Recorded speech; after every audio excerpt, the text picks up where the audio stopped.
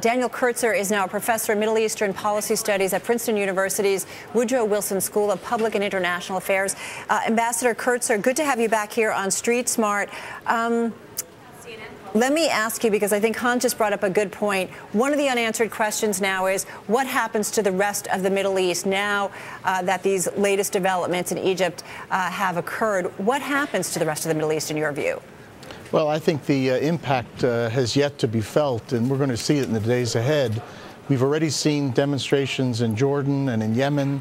We've seen preemptive moves made in some other countries to try to get ahead of the curve. But I think dictators and autocrats are now shaking at the knees.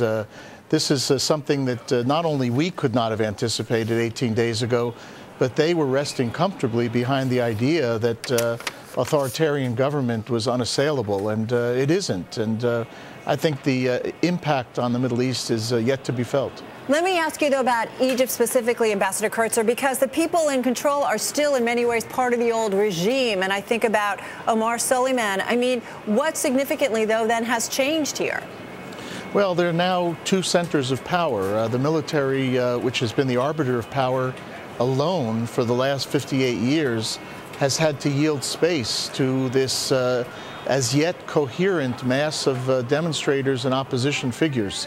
How much space they're prepared to yield, how much freedoms they're prepared to give, how much real constitutional reform they're ready to turn over, I think is really one of the big questions.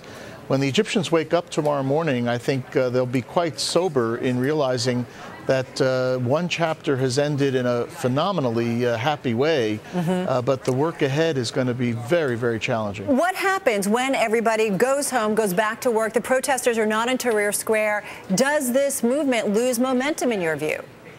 Well, I don't think so. I think the military, for its part, is going to have to show some results right away. As both the president and your White House correspondent indicated, the first thing that needs to get done is to abrogate those emergency laws. This will send a powerful signal throughout the society. The actual dialogue on constitutional amendments and political reform will take time, but there have to be metrics and milestones that are established so we can measure whether or not the military is serious in creating that political space. To show that they're serious, Ambassador Kurtzer, what timeline do you think we need to see from the military? How quickly can they make these changes happen? Or do we need to be patient? Are we talking months here?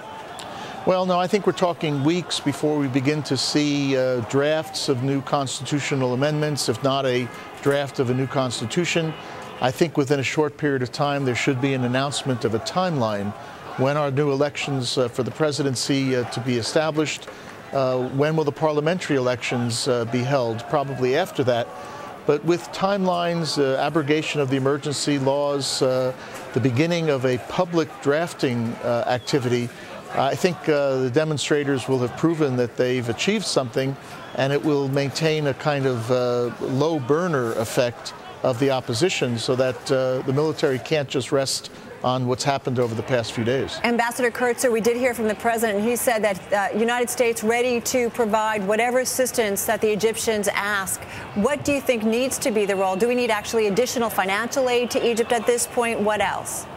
Well, in the first instance, you know, the Egyptian economy has taken a very significant hit as a result of this. And I think one of the things that we all need to look at, Europe, the United States, and others, is whether or not some efforts have to be made to shore up the Egyptian pound. Some efforts have to be made to inject some quick capital into the Egyptian economy so that a job creation program can actually take hold. I think longer term, we're going to want to take a hard look at our assistance programs and see whether or not we can reorient them in ways that support the growth of democratic institutions.